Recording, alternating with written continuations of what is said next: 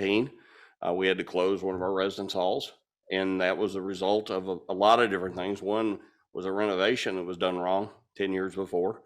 And that year was the perfect storm in the fall because Indiana closed dorms, Louisville closed dorms, Vanderbilt closed dorms. Everybody had mold issues because of what we had. So I want to talk a little bit about this because it does affect not only universities. We hear a lot about it in schools, but it affects everybody's home.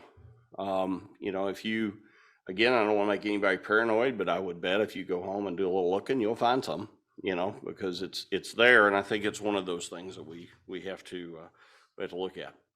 So I'm going to talk about mold. Mold's everywhere. We've all found a few of these at times. My luck, it's usually with the bread, it's after I'm about halfway through the sandwich, but it is what it is.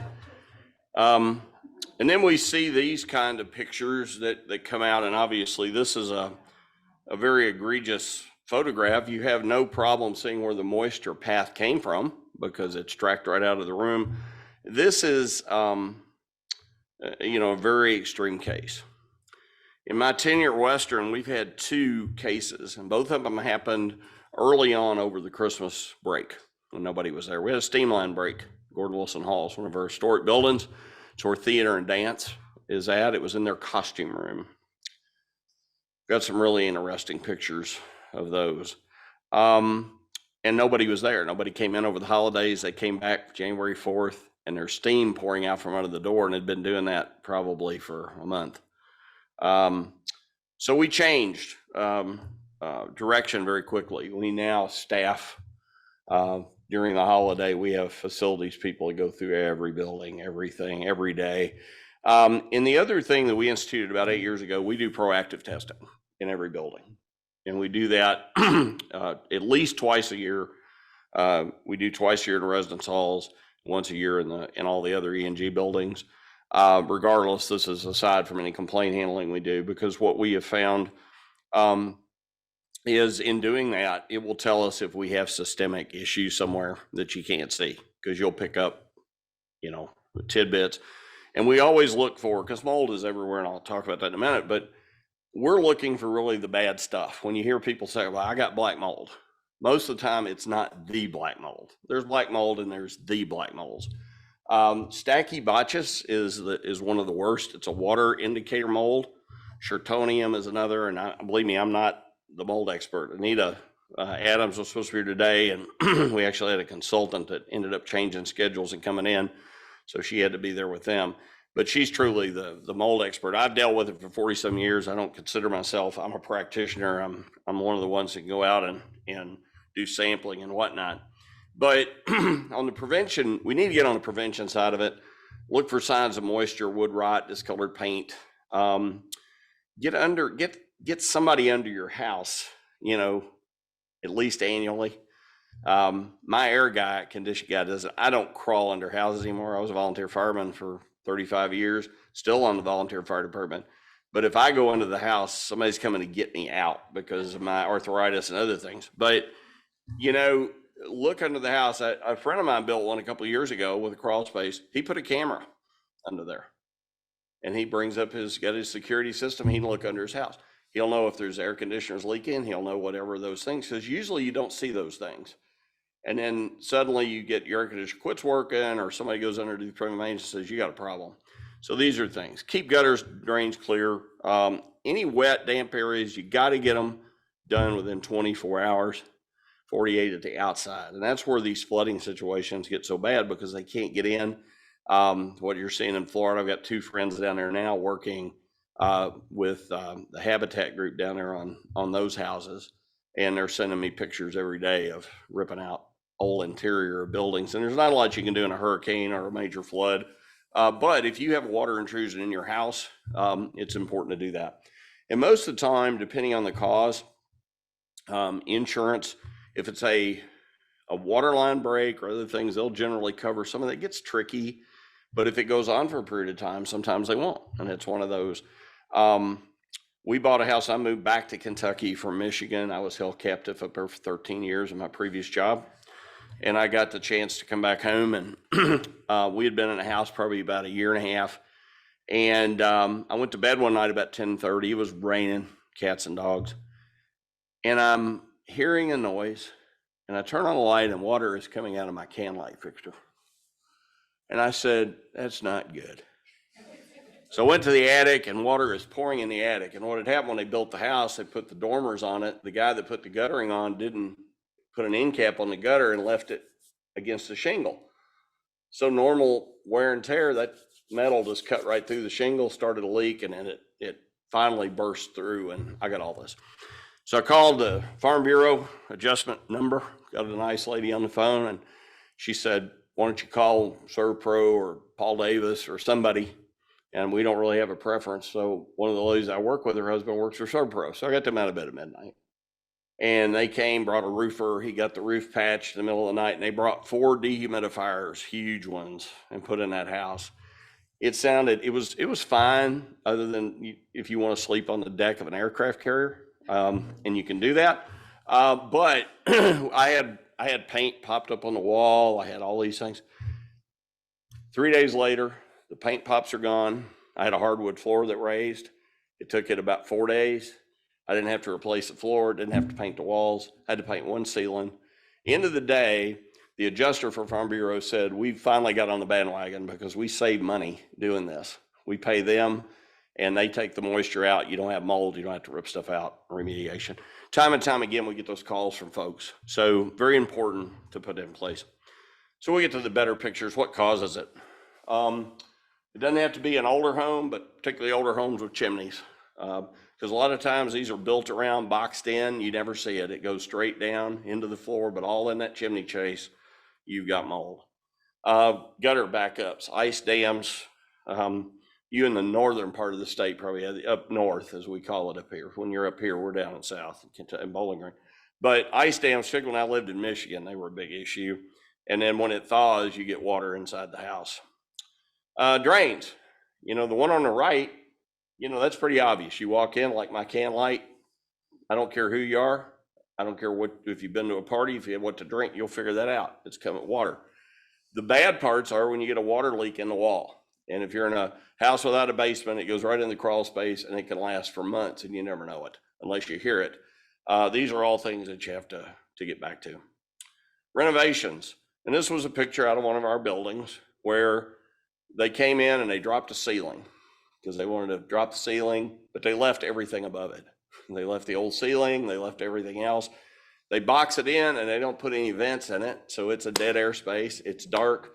Mold needs water, mold needs heat, mold needs dark, So we built the perfect storm in several buildings. We know how to grow it. There's no doubt.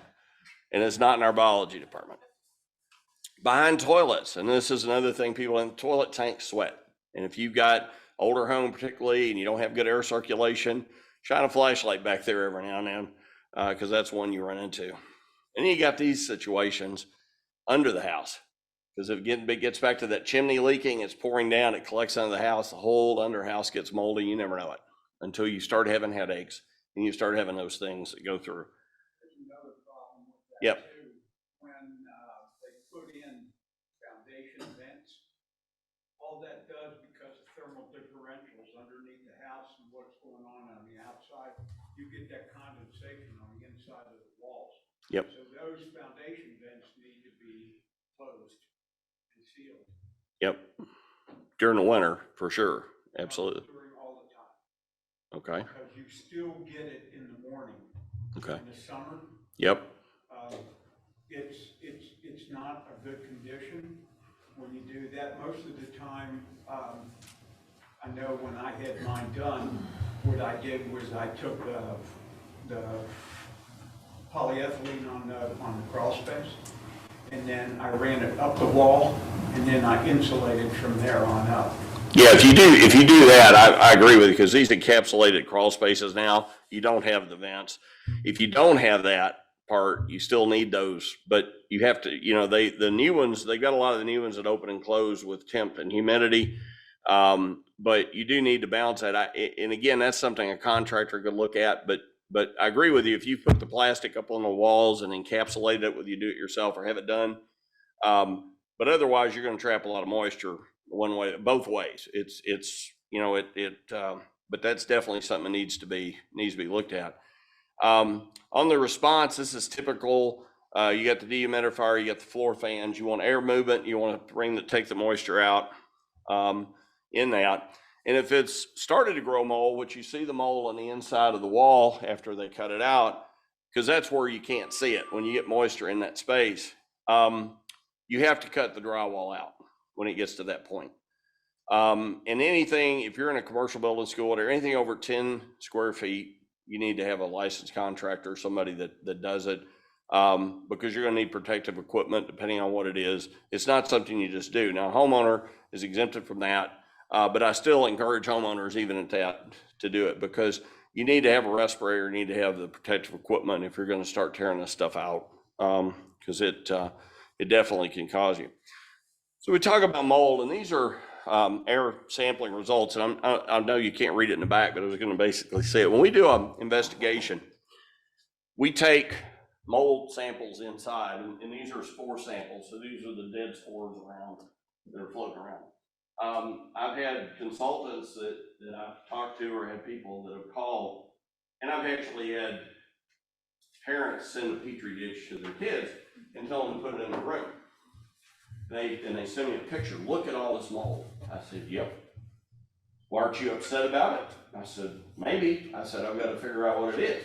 Because you open up a petri dish, anybody that went through that, it's going to grow mold. I don't care where you are. But it doesn't tell you anything. What we do is we go in and we take a sample. In this case, this was one of our residence halls, 2 rooms that we sampled, 244 and 245. But we also go outside and we take an outside sample. There's mold outside all the time. And if there's mold outside, if you're bringing fresh air into your building, you got mold inside. What we're looking for is 2 things. What's the level and what's the species? Because generally in the outdoor sample, which is at the bottom, we've got Aspergillus, penicillium-like, very common, Cladosporium, very common. All of those are very common molds that you see outside.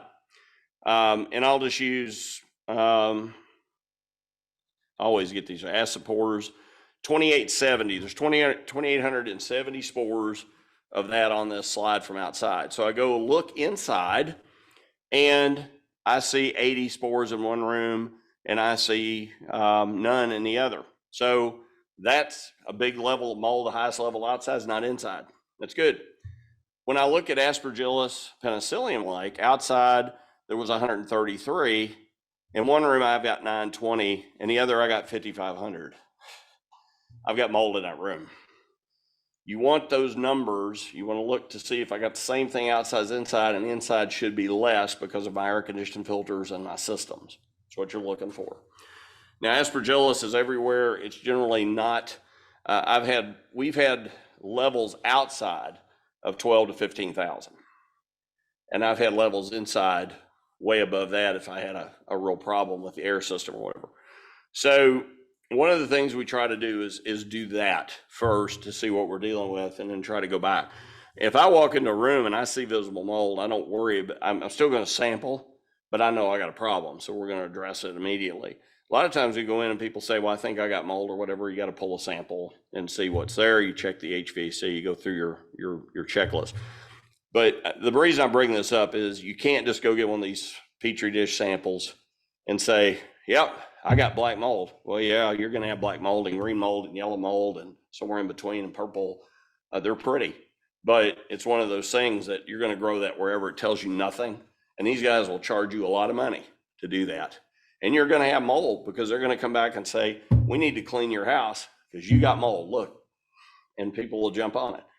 And anybody that does that with just a petri dish without coming back to you with what kind of molds there are, some data, send them packing.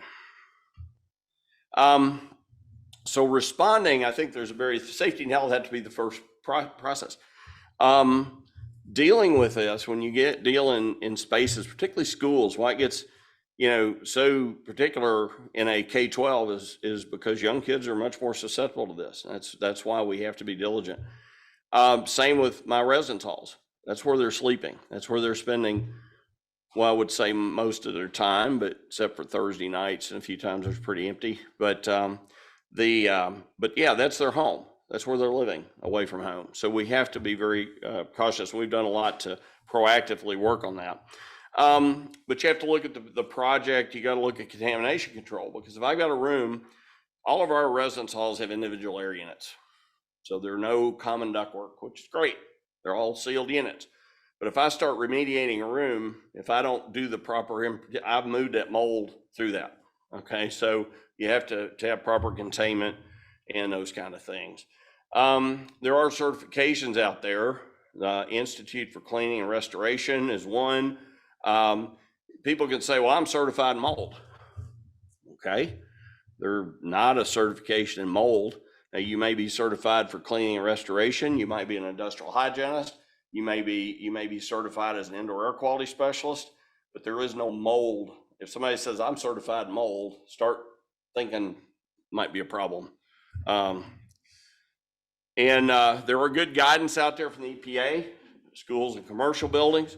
There's some guides for homes. There are KSPAN standards for mold remediation companies. I will tell you and people will tell you this, that again, those same people will say, well, OSHA says you got to have these standards. There are no OSHA standards for mold. There are no EPA standards for mold as far as specific thresholds. And when I told you earlier, this is why. It depends on what's going on outside. So and there's so many different species. We could have now, if I see Stachybotrys, if I see Chaetonium, I see those, that's a showstopper, because those, we might see one spore outside of Stachy, if it's been raining a long time. Generally not. If I see them inside, we got a problem and we need to do an investigation. But if I see the same species outside and inside, even if they're elevated a little bit, I need to go look at my air system, look at my filters, look at those things. It may not be we may not be growing it, we may just be collecting it, and not filtering it. But Kentucky gives standards. They follow the EPA, and there is a KRS on it to deal with those things about the project if it's over a certain level. And again, they've got general principles. There's no penalty with it. It's it's there, so it is a department. KRS 367 is in there, but it doesn't. It establishes the fact that you got to follow a standard, and it's usually the EPA. Any questions? Yes, sir. You said that, are you using something like mini splits in your dorm rooms? No, we have return air, systems, but the individual control units, just like you'd have in a hotel, they're usually wall mounts. We do have some ceiling mounts, but they're regular commercial. And do you check your HVAC systems too? Oh, absolutely, quarterly. And have you ever used ozone to sterilize a room after you've done remediation? We've done some research on that. We did some tests working with our department, and we stayed away from it totally. Because what about UV? UV is different. UV works for some things, but it will deactivate some molds, but you're still going to have the spores. Now, it worked great for things like COVID. It works great for things like influenza if it's done right. UV is great, but you also, but it's not the end all do all that people say it is for stuff like this. This goes back to basic maintenance, basic filters, return air. One of the things we ran into in the dorm when we had to close, in addition to this construction, they dropped the ceiling down 3 feet, left all the old glue-on tile, and then they put these 2-inch thick ceiling tile for noise abatement with no vents. So, and it had been there for 10 years. So we started the investigation, and we popped the tile, and these mold up here, this black above the ceiling, and it was everywhere. And we only had one complaint out of 400 some students. And so, but as soon as we did the testing, we went to the president and we said, we got to figure out a game plan, because we can get the kids out here, even though we're not getting complaints. because a lot of it was sealed above. But I said, if this gets out and they start popping ceiling tiles, we're gonna have a problem. So we immediately moved everybody out, shut it down, brought in a contractor, and we left it shut down through the next semester. We just integrated them into other houses, didn't have to move in hotels, we had enough places we could put them. But we completely renovated it, almost 700,000. We took out every ceiling, we remediated everything, put it back in, put ventilation grids in, put breathable tiles, all those things. So it all goes back, what started all that was one of the maintenance leaders we had was one of these, he was taking cost cutting seriously. So as the reheats and stuff would go out on the makeup air, he said, well, let's just make up air, it's not a problem. Well, it's not a problem until August and September when you have all the high humidity and you're not taking the humidity out of that air, you're pumping it in all the central area of the building. And as kids open and close their doors, the other thing we found is we were trying to be that kinder, gentler, adaptable university where kids could have full control of their environment. So they go in and turn their thermostat down to 50 and go home for the weekend. And in August, it'll rain in that room if you do that. Or they leave the shower on hot because they're in a rush to go out somewhere and leave it on and go home for the weekend. We've had that happen. Oh my God. So you got those behavior things. So what we've done is gone back now as part of our retrofit, and we're doing it slowly as we go across. We're putting thermostats that have a limited control. They also have a humidity stat that if the humidity starts going up, they'll adjust. So, it'll take, and again, so far it's worked. I mean, our complaint levels this time have been, of course, we've had a drier fall with the drought, but you have to stay, and it involves a lot of things. We're also re-engineering, because we had a lot of older dorms. We have a 2-pipe heat and cool system. So in those, you can't just switch back from heat to cool when we have these inversions and whatnot. And so that's when we're gonna turn the heat on today, and then for about 3 weeks, it's 95 degrees because it's not cold enough outside in Kentucky's fluctuation. But with a 4-pipe, we can do the true adjust for the day. So we're redoing, but you just don't go repipe a building, I mean, until you do a major renovation. So we're trying to thread that needle and make it more comfortable. But our number one goal is safety, without a doubt. Any other question?